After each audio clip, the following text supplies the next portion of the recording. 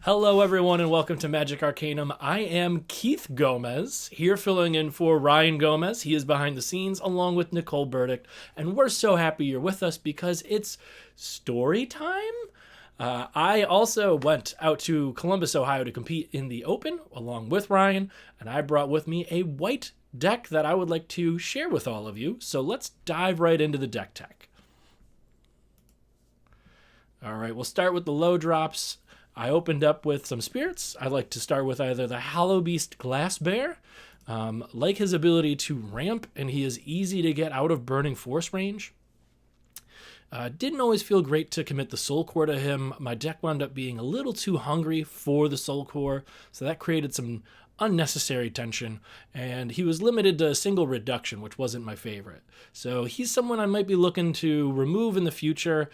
He's also one that it's hard to tell how effective he is being, because he might be delaying your opponent's attacks because they are disincentivized to attack into him, but it's hard for me to tell on the opposite side of the table. I have to use my poker skills and try and figure out if I'm delaying them or not.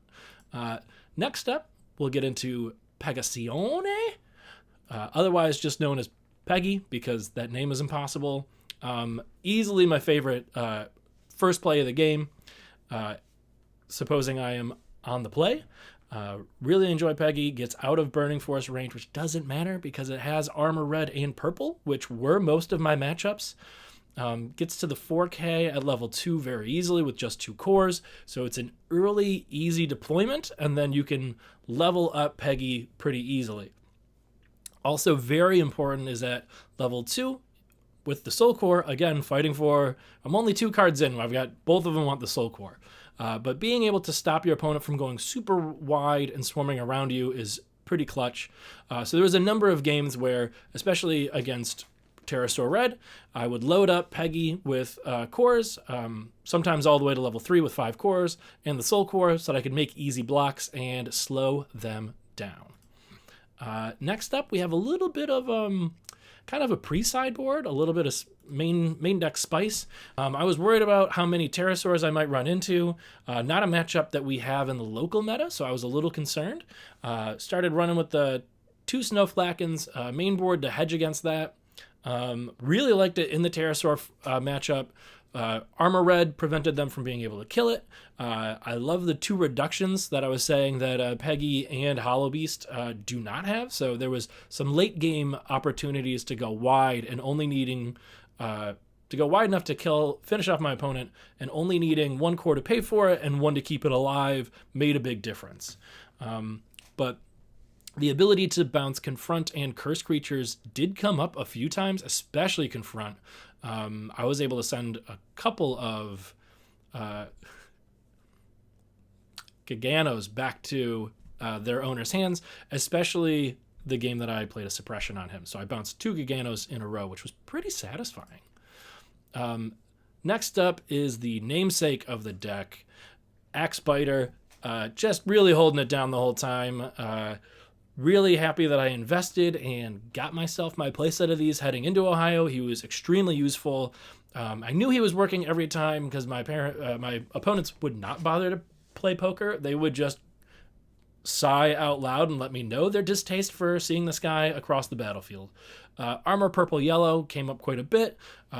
Difficult to kill, and with 3 cores he gets outside of Burning Force range, and I would never drop him below that. Never really tried my best to make that a non-issue throughout the tournament.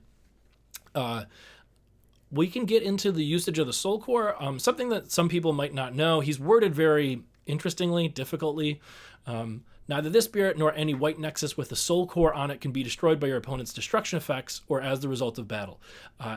Axebiter does not need the Soul Core. You can put the Soul Core on the Nexus, and that's what protects the Nexus, and Axebiter is just immune to being destroyed by destruction effects or battle all on his own just by being level 3.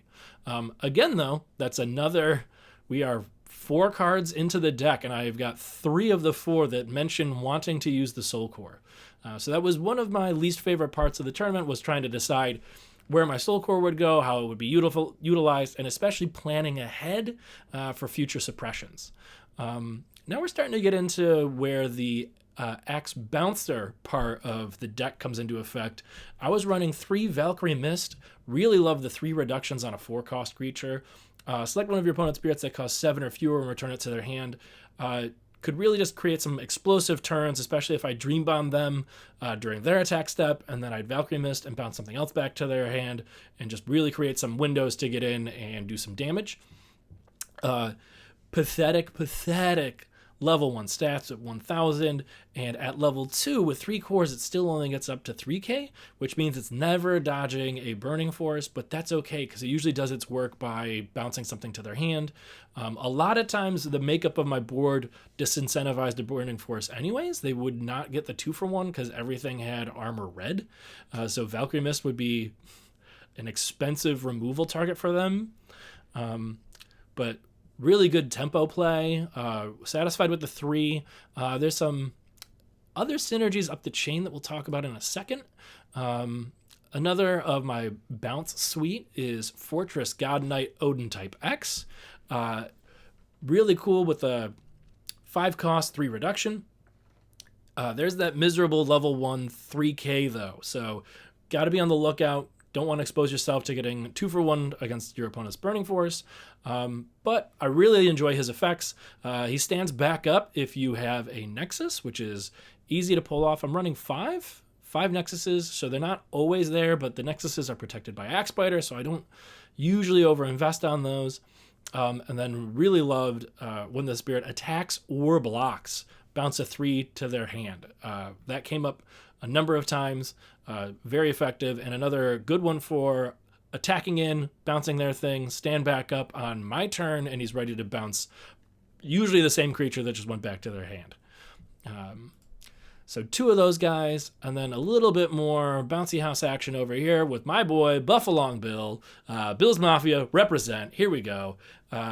6, 2 reduction, so you doesn't get cheaper than 4, so he's a little pricey. But being able to block and send something with 5 cost back to their hand really disincentivize some attacks, especially late game.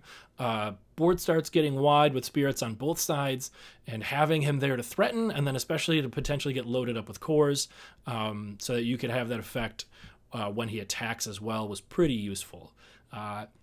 And Buffalong and Dinosaur Harrier Turbo Rex I put into the same bucket. You can see that they're both 6 cost with some reductions, but they're both 6 cost. They sit in the same part of my curve, and they both bounce things when they're attacking. So that's why I have a split here. I kind of consider them the same spirit in a lot of ways, but they function very differently. I was very scared of this being a Dream Bomb format, and I didn't want to over-invest in Turbo Rex and have him get sent back to my hand after I ascended and sacrificed something else and get essentially 2-for-1 myself before I could do anything. Definitely found some good windows for him to come down and start doing some work, bouncing things to my opponent's hand, and especially drawing out the attack with his forced attack clause at levels 1, 2, and 3. I was very tentative with putting him onto the board in situations where I was worried that he was exposed to being taken care of easily. So I only have the 1, didn't draw him a whole lot, didn't play him a whole lot. So I'm still kind of on the fence with Dinosaur Harrier Turbo Rex versus Buffalong. That's why I have the split. And even after 9 rounds, I have not totally made up my mind about what to do with the 2 of them. But he definitely fits the bounce house theme of the deck. Really like that he's only... Buffalong goes up to 5 costs. Turbo Rex can bounce anything so long as it doesn't have Ascend. Currently in this, where the format's at right now, Turbo Rex and Supernova are the only spirits that have Ascend. So if you're wondering what the options are, those are them. And now we're getting into the top end. I am packing 2 dual gun Mech Lord Dermdyna. He would spend a lot of time waiting his turn in my hand as I stabilize and deploy my Nexuses, or wait for my opponent to play out too many Nexuses. But he's a great finisher, super clutch. I liked running 2. I always seem to find him in time to win a match. I went 5 and 4, by the way. So really just threading that needle, being very medium. But dual gun's super fun, and he was always a big groan test for my opponent. Did they have a meaningful way to remove him or not? I did have a clever opponent in one of my matches.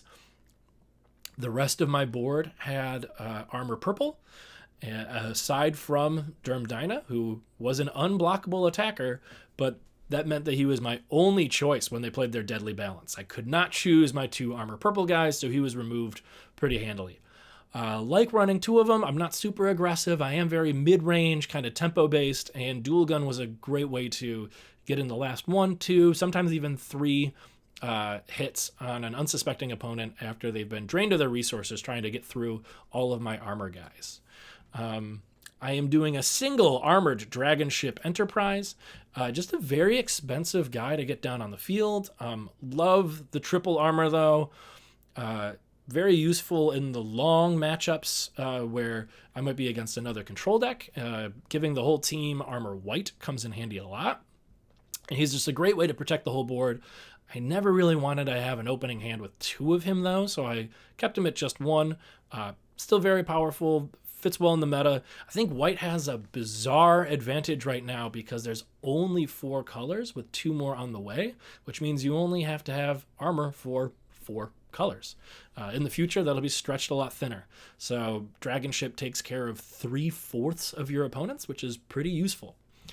Like that guy, still feel pretty good about having 1. Don't really want my hand junked up with too many of them in the early game. And here's my absolute favorite spirit in the deck, Mega Beast Fortress, Newman Guard. He is my bro. I was always happy to draw him. He was this bizarre safety blanket in my hand. Love having him, deploying him. I did get lucky and managed to turn 2 him against an opponent after playing his accompanying Nexus. When destroyed by opponent, draw 3 cards, place 3 cores from the void into your reserve. I never felt bad when he was destroyed by my opponent. I would deploy him and let him just sit at 1 core from time to time, even with an Earth Spider Demon on the opponent's field. Just, kill him. I don't care. That's cool. Let me draw into another one, ramp me 3 cores, get me 3 turns ahead in the game. I'm okay with that. I've got an Ice Shield ready. I'll survive this attack. You have to deal with my Newman Guard because he is a big boy in your way. And I really love the play pattern for the elephant. Put him down, leave him kind of vulnerable for the first attack. Maybe he gets removed. If not, I load the cores onto him and I start getting in free attacks because of his ability to refresh and get my cores back so that I'm able to play spells, play magic on my opponent's turn, and refresh all of my blockers. So he was pretty fantastic. Really enjoy the way that he plays. I'm still not sure if I want to go up to 4 because the hands where I start the game with 2 Newman Guard or even just 1 Newman Guard and a dual gun, or any of mix of my top end was very stressful. Did not enjoy that very much. So I'm still kind of liking them at 3. Then we're going to go into the Nexuses. I was playing 2 Rocket City. The ability to mess up your opponent's draws was interesting, but it was really in the deck as a inexpensive Nexus to go along with dual gun. Blocking came up very irregularly, wasn't something that I was leaning on with the boost to BP there. It was just an inexpensive Nexus that I could deploy alongside dual gun and get my free attack in. 1 cheesy Newman City. These are not great in multiples, so I really only just have the 1. It did play out in 1 match where I said I got to turn 2 Elephant, which felt pretty great. Really enjoy the Machine Beast typing, though, and the cost reduction. Really hoping in the future sets I'll be able to use these. I already bought like 2 play sets in foil, so I'm ready to go. I see that the Void Lord coming up is in white is also a Machine Beast, so maybe that'll be a thing. But only really wanted 1 of these just in case I had it turn 1. And then the good Nexus, Infinity Mothership. This was the one that I was always happy to see. I've got 2 in the deck. I would, if I was choosing if I was going first or second. If I had this in my hand, I would choose second every time so that I would have the extra core and I could deploy it turn 1. During your opponent's attack step, at the start of the step, place all cores from your trash into your reserve. Extremely powerful, especially with how much magic I'm running. Really created some flexibility, created redundancy between Mothership and the Elephant in terms of getting your cores back and being able to do stuff on your opponent's turn. Unless you're playing, doing some playtesting in the hotel against Ryan, in which case he's sitting on a burst Dream Bomb and he sends the Elephant and the Mothership back to your hand and just really ruins your day. But luckily that was in the hotel, not out in the game. We are playing Battle Spirits, so I have 4 Absolute Ice Shield. Very clutch, especially with the way I wanted to play and control tempo and attacks. Really fascinating card with how flexible it can be. There were times where I would want to try and throw the Elephant under the bus usually being a God Beast or a Gagano, to try and draw me into my next Ice Shield if I didn't have one ready. And then the ability to play it from hand. And sometimes I would just get opponents by having an empty burst zone, letting them attack in, and then deploying the Ice Shield from my hand. Being able to choose when their attack ends is really powerful, especially with how much bounce I was playing. So there was times where I'd take a hit or take 2 blocks on, and then I'd deploy the Ice Shield because now their guys are exhausted and I know I can bounce some more. It's very contextual, very math-based, but Ice Shield's got a lot more flexibility than just shutting down your opponent's attack.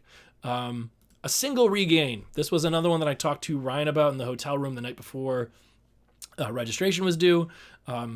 Regain's very powerful with dual gun. He can stand back up and then get in for a second attack out of nowhere. Really messes up your opponent's math. Can also surprise your opponents with having a blocker stand back up. Really neat combat trick, but definitely not something that I wanted to ever have 2 of in my hand, especially at the start of the game. So I stuck with just the 1 here. White is not great at draw, so I am playing 2 Star Blast draw. I would try to be smart and wait and see what my opponents were doing. Are they on purple? Am I going to be able to burst it from my burst zone, or am I just going to pay the full 4 and draw 2 cards? Big balancing act. I'm actually very interested in replacing these with the magic spells from the 0-drop set, from the elemental set that just came out the other day. That one's a combat trick that can also draw you a card. It's not the same draw power, but I think it has more flexibility, and staying inside of white could be useful. Really enjoy my reductions. Playing a full 4 suppression, just a fantastic card. It's 4 more Ice Shields in a lot of contexts, especially when Axebouncer has already blocked one time and he goes invincible. But again, this is another one that's requiring the Soul Core. And between suppression, Infinity Mothership, and Axebouncer, there's some synergies here. Axebouncer can protect Infinity Mothership. You can get the extra draws, extra core from the Mothership.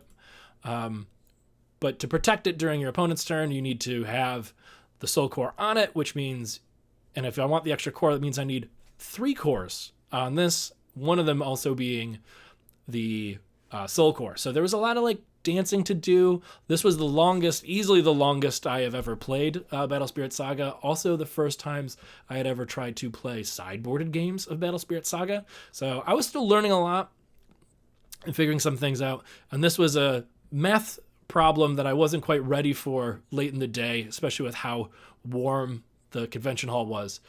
So I would goof it up from time to time, but knowing where you want your Soul Core on the Mothership to protect it during your opponent's turn, but then also having enough cores on it that I can pay the Soul Core for the suppression so that the Axebouncer can continue to block was an important dance that I could have used more practice with, but hey man, I was out there and I learned. 2 Burning Force pairs very nicely with Mothership. Of note, something that I want to talk about with that Soul Core effect between Axebouncer and Mothership.